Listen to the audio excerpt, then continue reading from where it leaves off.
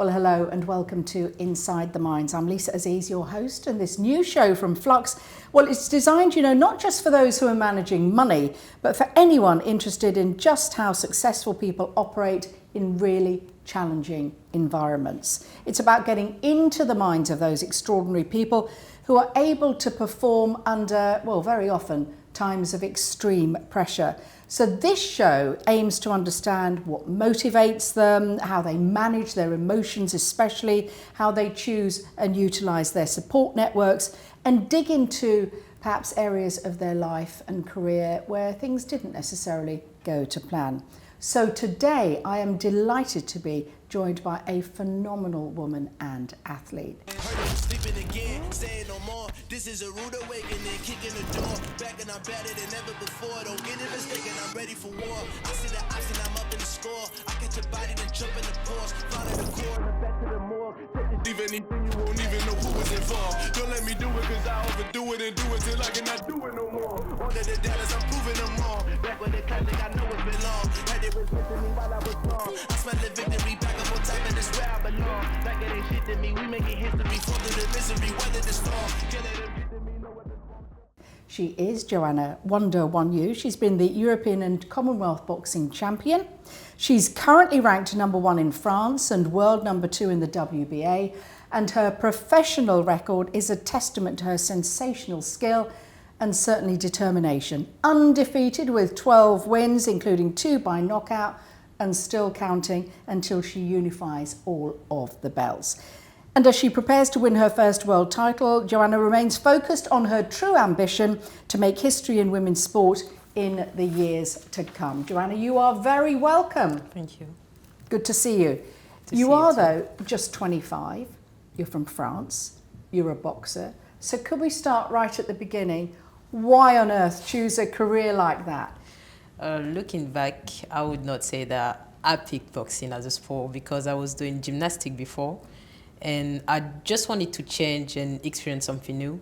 One of my friends told me, we should try this boxing gym that I know. And I just follow her to the gym. And yeah, this is when I started in 2014. Yeah, when I was 14 years old. So you were a schoolgirl then? Yeah. So give us a sense of reaction. What did your classmates say? And also, where was this happening in France?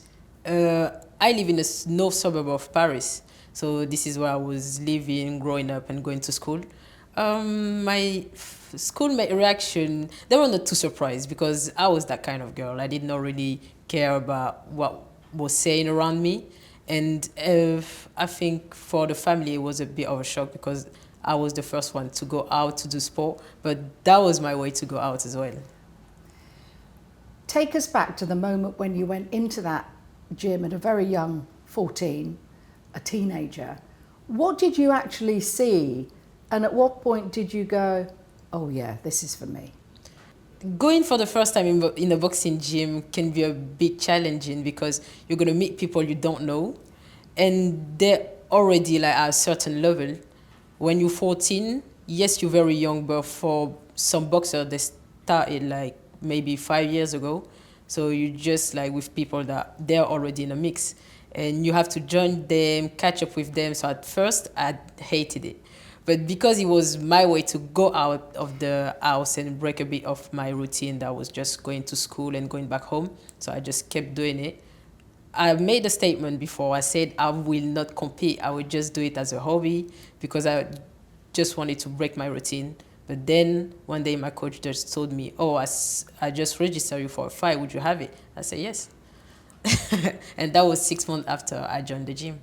And were there any other girls in that boxing class? Yeah. There was a lot of girls. Our reputation in the gym I was, which called the boxing club of Garge, like where I was practicing it for the first time. Yeah, there was a lot of girls, and that was the reputation of the club. It was kind that of initial physicality, though, I'm thinking. I know you said you were a gymnast. You're obviously an athlete, but it's different, isn't it? Boxing, because it's so hard, aggressive on the body. Yeah. And you were a growing teenager. Yeah, definitely. But I think as a kid, you won't really notice that change because it's moving your body anyway. It's more like, I think now as an adult, yes, if you tell me to change my sport, I would be like, whoa, that's another way to move. Yeah. And give us a sense then, when you went in, you enjoyed it, obviously people were noticing that you were good. How does that develop then? Did you just end up in the boxing ring at the boxing centre like every night after school? What was the progression? Yeah, it was a bit like that. After school, I was just heading to the gym after school. And yeah, the more I kept doing it, I was just getting better. You can't notice it really unless you get into a fight. Because when you are practicing with the same people, you're growing together. So you won't really notice the change. But when you are, like you're in front of someone else that's not from your gym and they say they have a certain experience, this is when you can check a bit of your level. Oh, yes, I was there, but now I'm here and yeah, I've progressed. So at that point, did a natural sort of competitiveness kick in? You naturally thought, well, I'm going to show them that I'm better than The thing is, the outsiders. Yeah, I've always been like that, even with my sister, because before, so in everything, I wanted to be the best anyway. So I just brought that from house to the gym and it works. Give us a sense then of the kind of support you were getting at a very young age, you know, at home, at school, in the gym. Did that grow and grow, or did you get some, you said that, you know, you were the first in your family to do it, but were you getting some pushback? Yeah, my mom did not like it. She still doesn't, but like she just goes with it because she haven't got the choice. But my first coach was a big support, yes, because he wanted me to do so good, and he was bringing me here and there just to spar, to get more experience, and yeah, it was my biggest support. So it was that coach, or became like a mentor in those early years? Yeah. They obviously spotted something in you Yeah. that they could tell, you know, championship material. Yes, it is. Your coach is always a mentor, I think, because he's the one that lives every bit of your journey with you. Give us a sense then of how it progressed. What was the first fight? What happened? Yeah, so I had my first fight and I remember the day properly because it was 2 days after my birthday on the 7th of June 2014 in Abbeville, France, against a girl that was a bit more experienced, southpaw, which made a lot of changing because when I was practicing, I was always practicing with people that are orthodox. Orthodox is like right-hand side guard in boxing, and southpaw is the left-hand side. And I was a bit surprised, but because I didn't know what it was, I was like, okay, I might just go with the flow, and I've lost. But this loss did not really do anything to me because I didn't know what it was. So I was just like, okay, I performed very well. I've lost, yes, but my coach seemed happy, so I was happy. So in other words, you learnt a lot from that first fight and that loss. Yeah. Yeah. First fight, first loss, and I just went back on my feet and went again. How regular did those fights become? Tell us about when you started winning. The thing is, after that fight, I've been spotted by the French Olympic team for the youth. And this is when it started. I went to Ireland 6 months after with them. And this is when I started winning. And you never lost, I don't think, in the professional ranking. But what about in the amateurs? What was that story like, and losses there, and how you overcame that, you know, as a challenge? Yeah, as an amateur, you fight a lot. Like you can fight, let's say, 10 times in 2 months. Really? Yeah. So obviously you will have some damage in there. They're all championships, and you have to go the further just to stay in a competition. You have to keep winning. And yeah, sometimes the rhythm can be too much, but it's like 3 rounds of 2 minutes or 3 rounds of 3 minutes. And yeah, obviously I had some losses. Out of 85 fights, I think I've lost like 10 times. And yeah, it was always damaging for me, unless the first one, because when you think you reach a certain level, you're like, no, I can't lose anymore. And still, yeah, boom, one loss happened. Well, indeed. So when you get that loss, give us a sense of the impact how much of a challenge that is, certainly mentally, when you're Yeah. used to winning. Yeah. That's the thing. The thing is, you think you're high, you think you're there, and nobody can beat you.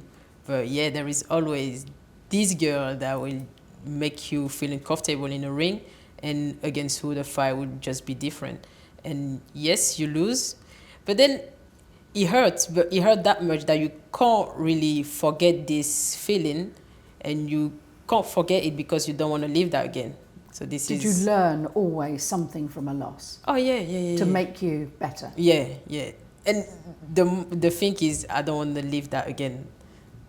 But life inevitably will throw you the curveball of a loss. So how do you train yourself, particularly mentally, to have like a strategy to cope with it if it comes? Or do you just think, no, I'm not going to lose? No. You only go Yeah. in to wanting to win, right? That's it. Yeah, and in a ring, I would just do what it takes. Tell us about your most recent fights, because I gather some were like pretty much cancelled last minute. What Yeah. happened? So I had a very, I would say, tough year because I had 3 cancellation of fight. I was supposed to fight in February, then in April, then in May. And they were fight for big opportunities. And they just fell through because of bad organization, no promoter. I was trying to do it all myself with some people that I know. But it did not work. And I find a way to get up in the ranking by organizing again myself another fight with a girl that was ranked higher than me. So it was something where when I beat her, I can sort of take her place, and it worked. But that moment when things are cancelled at the last minute, because you have trained for that moment, you're all hyped up. You know, if any of us have a really big appointment, you're all geared up, aren't you? And then when things are snatched away at the last second, deep disappointment? Deep disappointment, but and I know it's unfortunate, but you have this little voice in your mind that says it's boxing anyway. So you're just like, it happened to a lot of people, and it's just happening to you now. So just keep training, and the opportunity is going to come. In other words, it's just one of those things. Yeah. There will be another fight. That's the thing. So tell us about that progression then, what happened after, a little bit more about what happened after turning professional, and things like, do you need extra coaches and extra mentors, more training capacity? What happens? I turned pro in 2020 when I was 20 at that time, and I was still in school studying. So I could not really manage everything because with the program I picked, I had to work as well. So that means I was going to school, working, and going on training. It was a bit too much if you want to perform at a high level. So at that time, I was like, okay, I have to make a choice. And boxing was just animating my mind so much that I could not let it go. And I was like, okay, I want to have big chances. I want to reach big opportunities. And that's when I've turned pro and I came in London. Tell us more about that change in aspects too of what your family thought, people back home in France thought, presumably the French Olympic Committee, because they spotted you. Were they a bit upset that you were coming to London? What did London have that perhaps Paris didn't? The French team, I think they were upset straight away after I turned pro because they are Olympic and Olympic is amateur. So they were like, oh, no, you can't do both. You have to make a choice. So I say, okay, my choice is done anyway. I want to turn pro. My parents, I don't think outside of boxing, a lot of people noticed the changing between pro and amateur. So for them, it was just, okay, you're still doing boxing anyway. My dad was always supporting me. My mom still doesn't like it. But yeah, she will support me in the sense of, okay, that's what you want to do. I just go with it. I won't tell you not to do it, or I won't do nothing to stop you doing it. But that's not what I wish for you. But I wish for her that. Tell us a bit more about your mum not liking what you do. How have you coped with that? I mean, I was lucky, for example, my dad always wanted, a typical Asian father, he said, you've got to be a doctor or a lawyer. Yeah. And I wasn't clever enough for either of that. But my mum always said, no, you do what you want to do. And that meant a lot to me. Yeah. How did you... with me... Do you get upset that she's upset? Oh, no, because my mom is like my friend. So if there is anything we talk, like she still doesn't agree and we still have the same conversation. So I think she knows I'm a bit stubborn. And in fact, I'm like her. Like she's a nurse, so she wanted me to follow that rule, like medical or something like that. But she knows that it's not even in me a bit. Nah. Tell us about life in London. That training, your schedule, do you enjoy it? Yes, I enjoy London because I know that this is the place where I'm going to become who I want to become. And yes, it is challenging because I haven't got family here, but still, because I'm just driven so much by what I want to accomplish, I can't really see the side of London that is hard. I just follow my route and I know it will work. Give us a day, a typical day for you then, training at your gym. Tell us a bit more about where it is and what a typical day involves. Okay, so a typical day in Johanna's Wonyou life. So she goes to the gym at 8. She might have some PTs to train people. And then after at 9, I have my boxing session. So that's what I've done today. After that, I can have lunch and then I have another session. Or it will be running or strength and conditioning and I'll be done for the day. Or sometimes I have to train some kids from school. And yeah, that's it. Everything around boxing. You know where to find me. I'm always in the gym. We're going to be coming down, I tell you. You'll be welcome. You mentioned lunch there. Talk to us a little bit about nutrition and the importance of that for an athlete like yourself and also for a woman. How disciplined is that? I don't think I'm the best example in that way, but still, yeah, I know that you have to put the right food in your body. But the right food doesn't mean that you need to restrict yourself from certain element. It's just that when you want to perform, you know that your body will respond well to some elements. So of course you will just make sure you have them and try not to, eat bad, I would say. What is lunch then in Johanna's world? What's lunch? Lunch is like rice, beans, and chicken. Yeah. Yeah, something very simple. Protein, some fibre and some veg. That's it, yeah. Let's talk about getting a promoter or sponsors that, you know, when you upscale and you need more investment in you, right, and your own ambitions, how tough or not has it been to get that backing? The thing is, the promoter in a boxing career, I would say, is the key for you to go forward a bit faster and with the right matching. Because when you haven't got the promoter, you haven't got that backing that would like certify to your opponent that yes, the fight will happen, or yes, you will get paid and all of that. So yeah, it's the biggest challenge for a fighter to get that because you need fun just to fight. Is it stressful? Yes, it is. But I would say it's part of the game when you don't have a promoter. Yeah, it's part of the game. So at what stage are you at now? Bring us right up to date. Today, I'm still negotiating a contract with a promoter, thankfully. And so I hope it goes well and you can see me on TV on the next fight.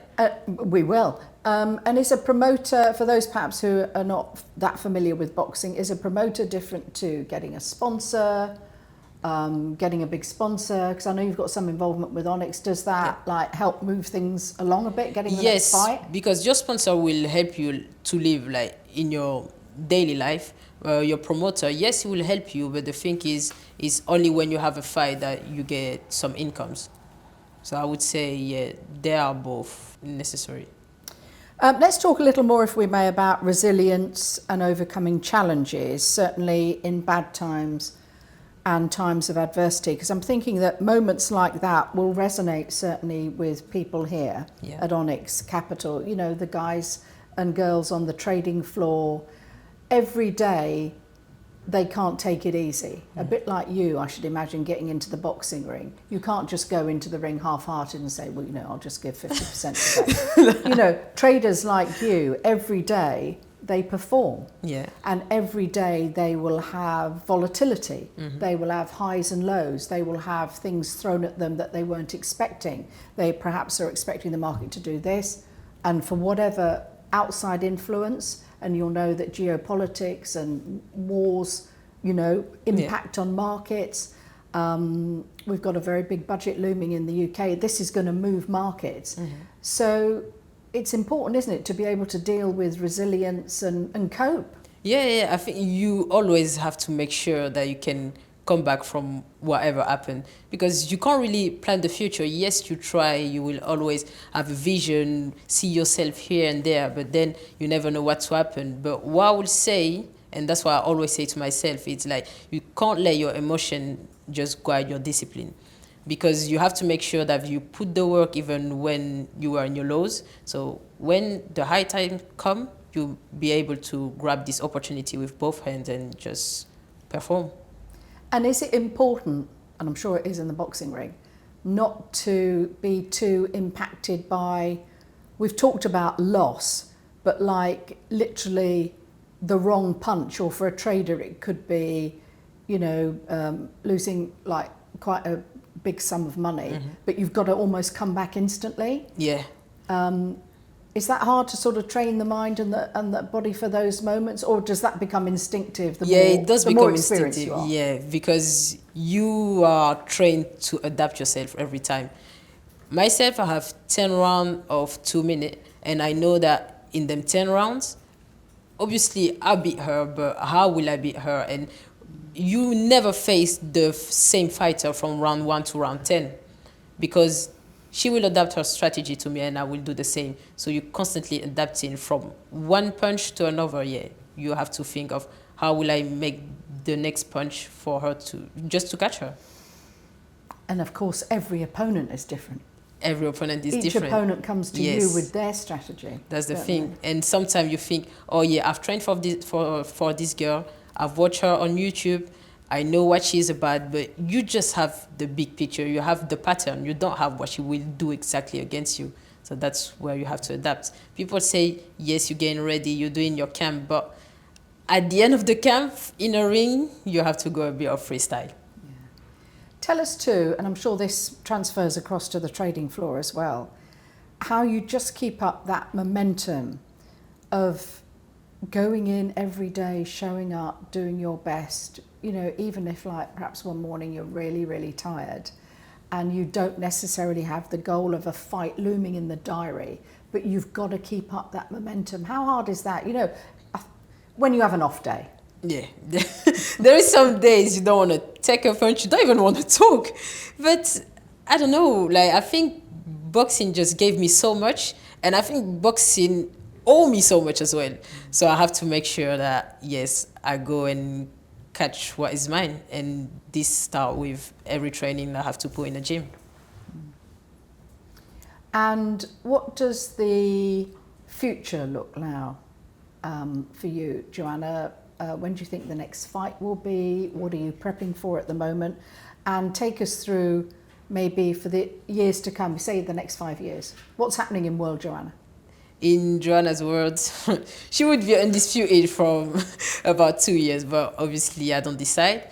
But I would say for next year, yeah, the future looks pretty bright because I'm negotiating things, and I hope that I can fight for, the next fight can be for not a world title straight away, but something that will lead me to, and with a bit more assurance. Your life is also important. We can tell just from this conversation outside of the ring. Tell us what you can bring to other people aspiring in other industries, other sectors, perhaps other sports. You know, what would your advice be, say, to another 14-year-old Johanna? Yeah. What my advice will be for someone that everyone face challenges, and that is just that stay disciplined in what you're doing and make sure you're doing what you love, because yes, people say the society guides us to do this thing or this thing, but I don't think that if you enjoy something, you can be, if you don't enjoy something, I don't think you can be passionate enough to show up every day. And when you make a choice, you have to make sure, yes, I can put my head into that 100%. And I'm that focused that even if it doesn't work on the first day, I'll still keep going. And yeah, that's what I would advise to anyone. Great advice, it sounds like to me. And tell us more too about just, and I'm going to use the word tough because I'm sure it is, how tough it is to be a woman boxer and the hurdles and challenges women in the sport face as opposed to men. How hard it is to be a woman boxer. The only thing is that I don't think we have the recognition we deserve, and I'm not talking about like the money we're making. I'm not talking about that at all. It's more that people will always tell you, oh yes, but you're a woman, so it's easier. No, because I'm facing women, where you're a man and you're facing men. The money side, I'm not going to go into it because I think that if you making more views, you bringing more to the promoter, obviously you should be paid more. So that I won't go into it, and that's not even a problem for me. But it's more that when people think it's easier for you because you're a woman, I disagree with that. Is it fair though, the pay? Because we've seen, haven't we, certainly over the last 10 years, female tennis players have been absolutely, when it comes to places like Wimbledon, demanding fairness in winning money. How much can you tell us about the fairness or unfairness in boxing? I think it's pretty fair because it all depends on the view you're making and how much you bring in as well.